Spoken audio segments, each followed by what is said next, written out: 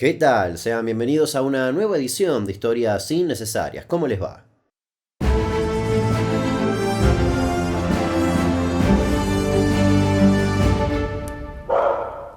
En la edición de hoy nos corremos de Argentina y vamos a hablar de una historia ocurrida en Estados Unidos. Una historia que seguramente recuerdes de cuando James Holmes entró a un cine donde se proyectaba la nueva película de Batman y abrió fuego contra muchos inocentes. Es una historia que siempre me llamó la atención, ya que se comentaba mucho en páginas de internet a las que entraba en aquellos años. Sin embargo, jamás me había sentado a investigar exactamente qué había sucedido y cuál fue el veredicto judicial final. Hoy, el caso del Joker de Aurora, James Holmes. Empecemos.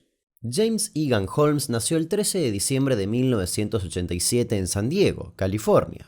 Creció en una familia de clase media y fue el tercer hijo de la enfermera Arlene Holmes y de Robert Holmes, un matemático y científico. James creció rodeado de los títulos universitarios de su padre, y no había dudas de que él iba a seguir sus mismos pasos. Los primeros años de la primaria los vivió en Castroville, en California, y luego se mudaron a San Diego, donde mostró un gran interés por la informática. Para el año 2006 ya había conseguido graduarse. Era un chico solitario, tímido y muy agradable, aunque desde el instituto lo describían como persistente, poco comunicativo y socialmente inepto. Además, se dedicaba a jugar al fútbol y corría de forma aficionada cuando no asistía con su familia a una iglesia luterana local. En el verano de 2006 logró obtener una pasantía y trabajó en el Instituto Salk, donde fue asignado para escribir un código de computadora para un experimento. Su proyecto se llamaba Modelo de Calibración Transtemporal, el cual presentó pero nunca lo completó. Desde ese año asistió a la Universidad de California, Riverside, y en el verano de 2008 fue monitor de niños con discapacidad. 2 años después obtuvo un título en neurociencia con altos honores. Además, fue miembro de varias sociedades honoríficas. Según las cartas de recomendación enviadas a la Universidad de Illinois, Holmes se graduó dentro del 1% más alto de su promoción. En 2010 se graduó en neurociencias con una de las notas más altas. Lo describían como un líder grupal muy eficaz, una persona que asume un papel activo en su educación y trae al salón de clases una gran cantidad de madurez intelectual y emocional. En junio de 2011, Holmes se matriculó en la Universidad de Colorado en Denver para cursar un doctorado en neurociencia en el campus médico Anschutz, en Aurora. Por lo que se conoce de los archivos presentados ante el juez, en ese momento él estaba bajo tratamiento psiquiátrico conducido por la doctora Lynne Fenton, de quien se ha discutido con responsabilidad psiquiátrica en los hechos que les voy a estar contando más adelante. Para este doctorado, él recibió una subvención de $21.600. A eso se le sumaban los pagos por los servicios prestados por una suma de unos $5.000 y otra subvención por $22.600 y la educación completamente gratuita. Pero el resultado fue un silencio por parte de James que luego sorprendió a todos. En 2012 su desempeño académico bajó considerablemente, obtuvo malas notas en algunos exámenes y 3 días después de desaprobar un examen oral, abandonó sus estudios sin aviso ni explicación. Ese abandono significaba perder todo el dinero que le estaban otorgando. En Aurora vivió en un departamento en un edificio de la calle París junto a otros estudiantes. En ese lugar se vio su gran fanatismo por los superhéroes, incluyendo también a Batman, ya que todo el lugar estaba decorado con esa temática. Durante este periodo utilizó los servicios de salud mental del campus y acudió a 3 psiquiatras distintos. Él siempre les hablaba del problema que tenía, advirtiendo un posible trastorno mental denominado por él mismo como manía disfórica, lo que sería un episodio depresivo grave acompañado de una psicosis maníaca, o en otras palabras, una pérdida de la realidad externa. Holmes claramente no se sentía bien y pensaba que ya no era una buena compañía para nadie, y así se lo hizo saber a su compañero de piso en un mensaje de texto enviado un mes antes de la masacre. En él se podía leer: soy una mala noticia. Entre el 10 de mayo y el 14 de julio, aquel estudiante que anteriormente se esmeraba por tener las notas más altas, ahora había cambiado su afición por las armas. En ese lapso de tiempo realizó 16 compras separadas en internet y en tiendas cercanas. Según las investigaciones posteriores al ataque, pasó lo siguiente. El 10 de mayo adquirió 2 botes de gas lacrimógeno y 2 semanas después compró una pistola Glock calibre 40 en una tienda de Aurora. A finales de mayo continuó con las compras de armas y sumó una escopeta Remington. El 6 de junio compró por internet un juego de esposas y un botiquín militar de primeros auxilios. Como si no le alcanzara con lo anterior, consiguió un rifle estilo Smith & Wesson AR-15 más 3 cargadores de municiones de 30 cartuchos. El 13 de junio decidió ampliar su equipamiento y compró por internet 100 rondas para el rifle, más cargadores, una mira láser para la pistola, otra para el rifle y 2 correas para armas. Para comienzos de julio había sumado otras 2000 rondas de munición de rifle, un casco balístico, municiones de fogueo que se usan a menudo para ejercicios de entrenamiento, chalecos antibalas para el cuello, el torso y la ingle. Por último, sumó otra pistola Glock calibre 40, productos químicos y materiales utilizados para fabricar explosivos improvisados comprados en una tienda en Denver. Resumidamente, entre mayo y julio, Holmes compró 4 pistolas y 6.295 rondas de municiones, incluidas 2.600 para la pistola, 325 cartuchos para la escopeta y 3.370 rondas para el rifle. Como James alternaba las entregas entre su hogar y la universidad, nadie sospechó nada. Otro detalle fue que su psiquiatra Lynn Fenton tampoco pudo hacer mucho para evitar la matanza, cuando el cuaderno de Holmes, con anotaciones sobre lo que pasaba por su cabeza, pensamientos suicidas y las ideas llegó a su despacho, ya era demasiado tarde. Pero vamos a profundizar en eso un poco más adelante. Para ese entonces, James había teñido el pelo de color naranja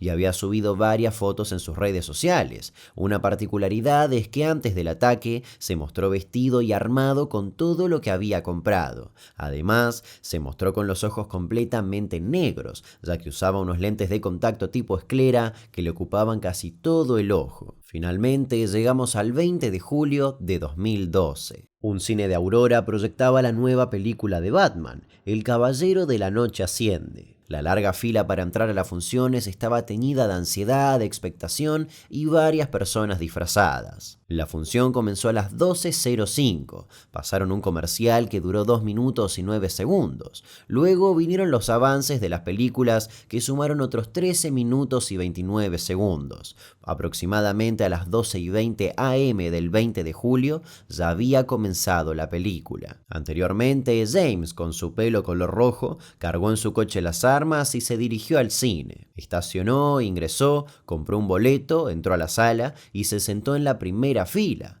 20 minutos después de haber comenzado la película, salió del edificio a través de una puerta de salida de emergencia que había dejado abierta con anterioridad. Fue hasta su automóvil, se puso la ropa táctica y cargó sus armas. Luego volvió a entrar al cine por el mismo lugar. Iba vestido completamente de negro y portaba una máscara antigás, un chaleco de carga, un casco balístico, un protector de garganta y polainas antibalas y varias protecciones más.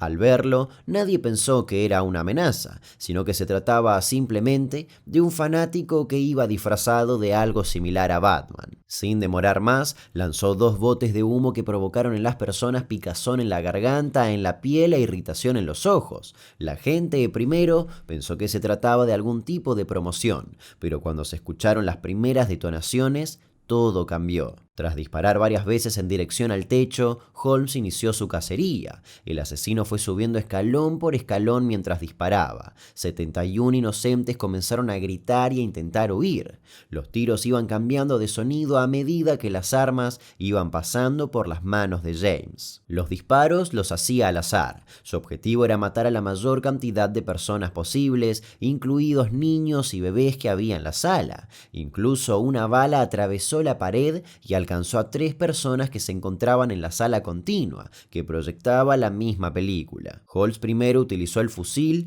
después la escopeta y para terminar las pistolas. Cada vez que se quedaba sin balas, volvía a recargar el arma anterior.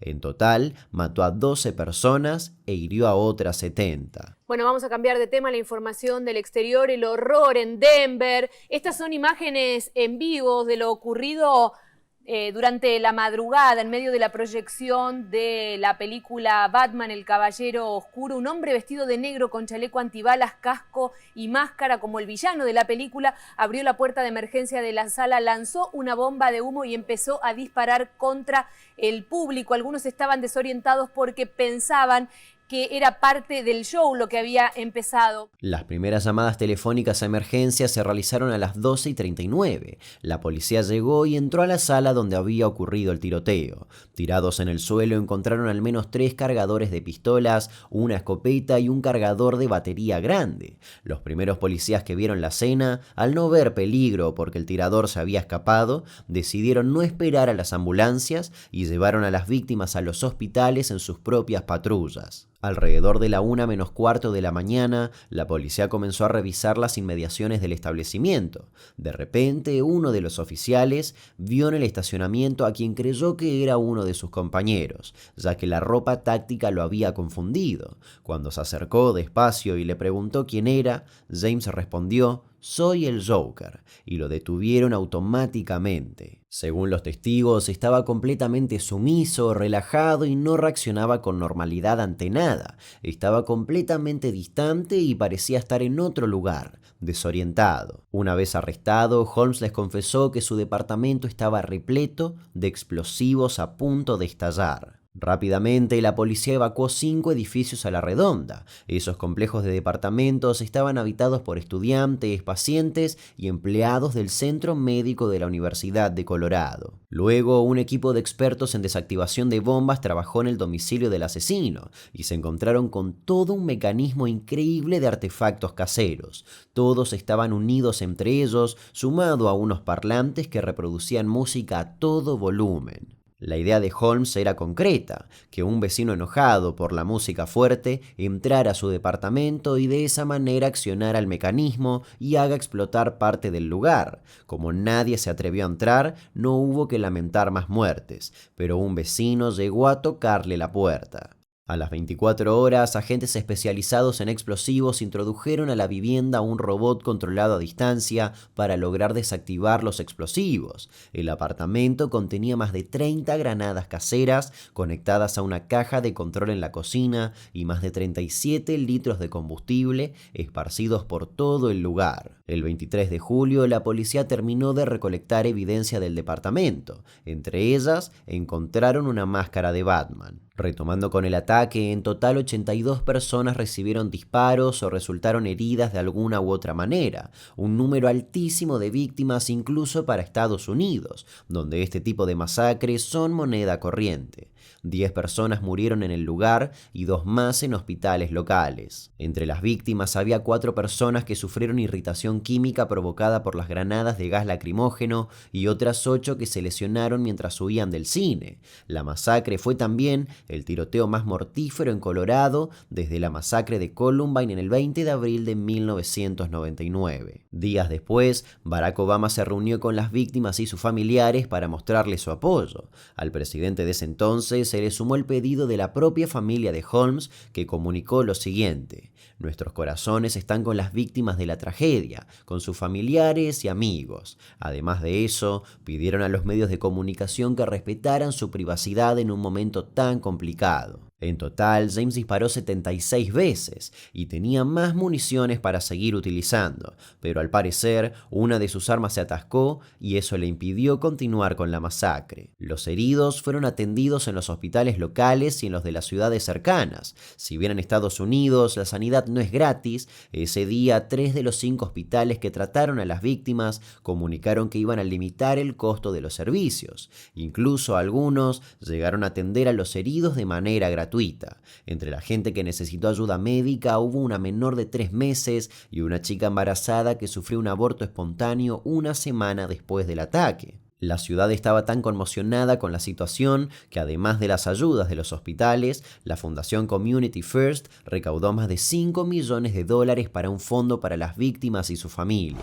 And I'd say about 20 minutes into the movie, around 12:30, it was kind of like a solemn moment in the movie, a kind of like canister type thing. I thought it was a firework at the time. I guess it was a gas canister, kind of flew across the screen and landed kind of in front of me and to the side, and the people there started to get out of their seats and start moving. Antes de seguir con el juicio y la condena a James Holmes, es interesante hacer un paréntesis para entender cómo la sociedad reaccionó a este hecho, que de más está decir, activó varias alarmas, ya sea para defensa como también para generar otros ataques. Desde la industria del entretenimiento, o más específicamente desde los directivos de Warner Bros., quien fue el distribuidor de la película de Batman, cancelaron los estrenos de gala de la película en París, México y Japón. Además, redujeron su campaña de marketing en otros países. Los anuncios televisivos de la película se dieron de baja de inmediato.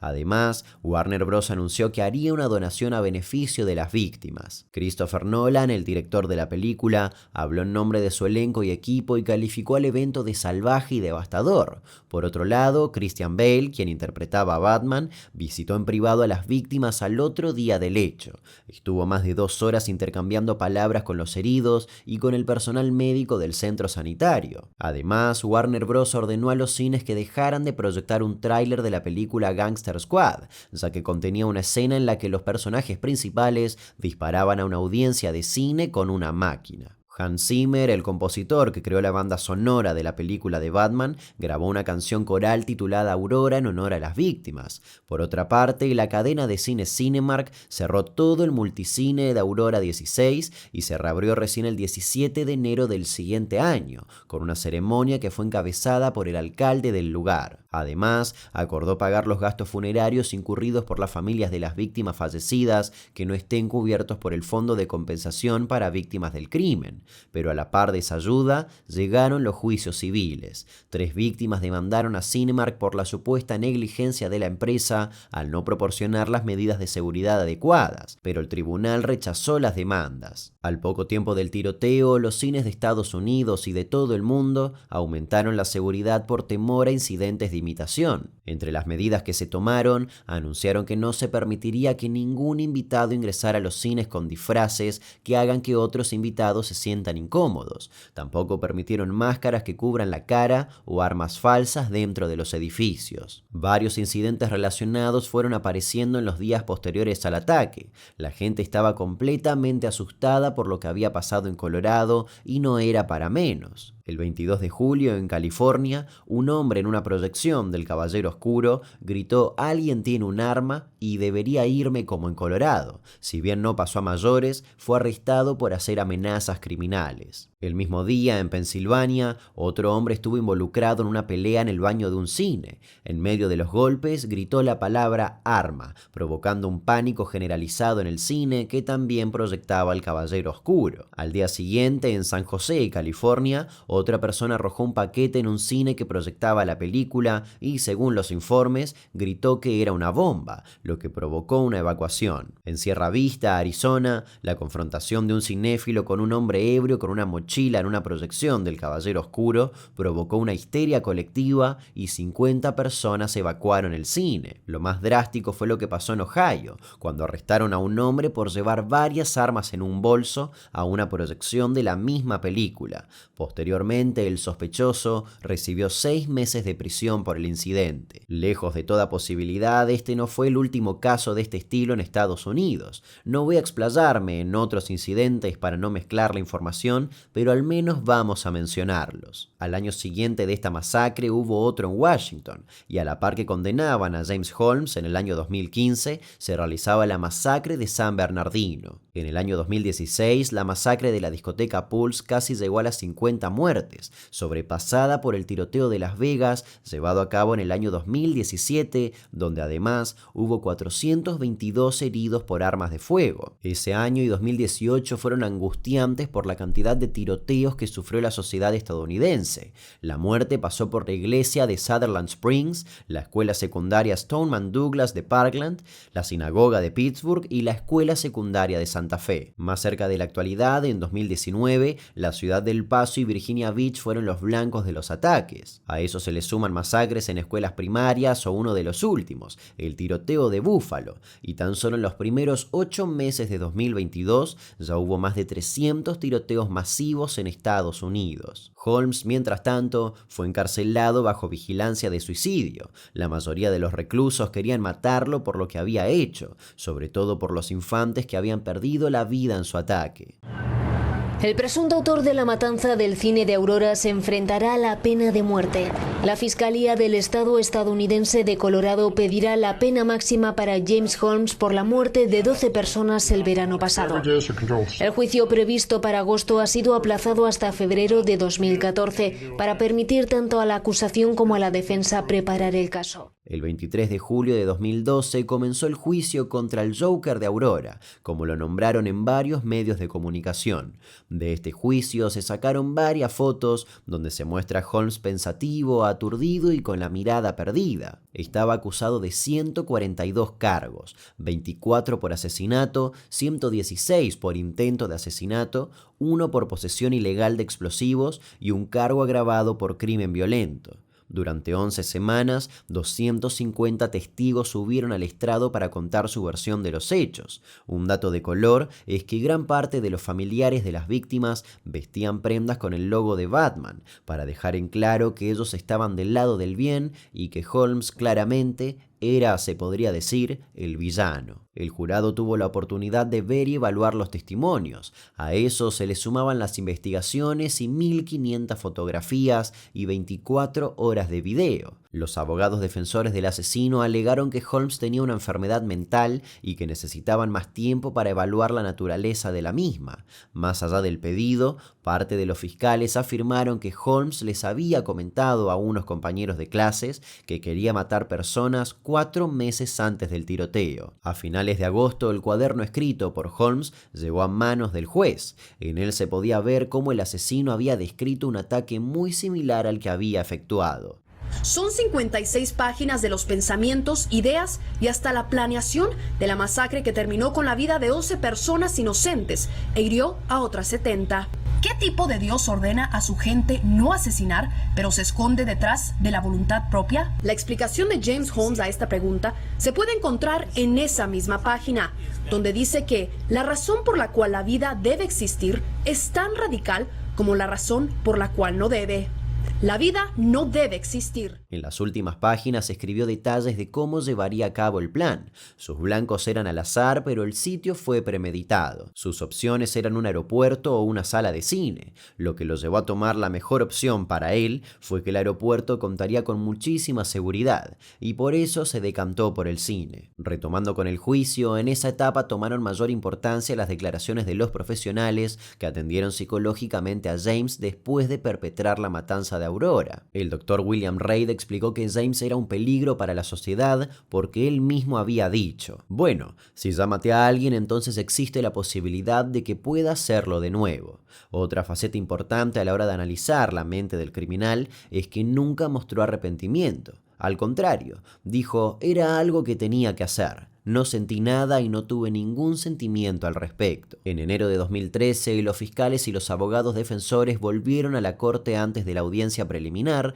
para terminar de zanjar los argumentos y las pruebas presentadas, que para esta instancia apuntaban todas hacia James Holmes como único culpable. Para el 27 de marzo de ese mismo año, la estrategia de la defensa cambió deliberadamente. Los abogados de Holmes dijeron que podía declararse culpable a cambio de que los fiscales no buscaran la pena de muerte, pero les rechazaron la oferta con una frase fulminante a cargo del fiscal del distrito: es mi determinación y mi intención que en este caso para James Egan Holmes la justicia sea la muerte. Recién a mediados de 2015 llegó la sentencia. El 16 de julio, el jurado declaró culpable de asesinato en primer grado a James Holmes. Durante la lectura del veredicto por parte del juez, él estuvo de pie, escuchando tranquilamente la decisión que el jurado había tomado sobre cada uno de los 165 cargos. La defensa hizo lo posible para evitar lo peor, alegando que James debía tratar su esquizofrenia paranoide en un centro psiquiátrico, pero no lo logró. El asesino de Batman, que fue uno de los tantos apodos que tuvo,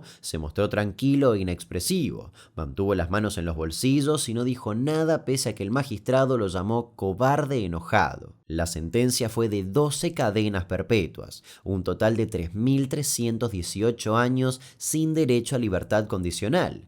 Él se declaró no culpable por la enfermedad mental que supuestamente sufre. Con el pasar de los días, esa inmensa cantidad de años lo llevó a intentar suicidarse en varias ocasiones. En la actualidad, James Holmes tiene 34 años y se encuentra encerrado en la penitenciaría de los Estados Unidos. La prisión de alta seguridad, que solo alberga hombres, se encuentra a unas 165 millas al noroeste de Filadelfia. Se lo considera un preso en riesgo y está bajo la amenaza de los ataques de otros reclusos. Y dato no menor, por lo que se sabe, mantiene una fluida comunicación postal con quienes dicen ser sus fanáticos. Nos reencontramos en el próximo video de Historias Innecesarias. Si no estás suscrito o suscripta a este canal, te invito a hacerlo ya que me ayuda mucho, y también te invito a dejar un comentario y un like, y por qué no, activar la campanita para recibir una notificación cuando se suba un nuevo video. Hasta luego.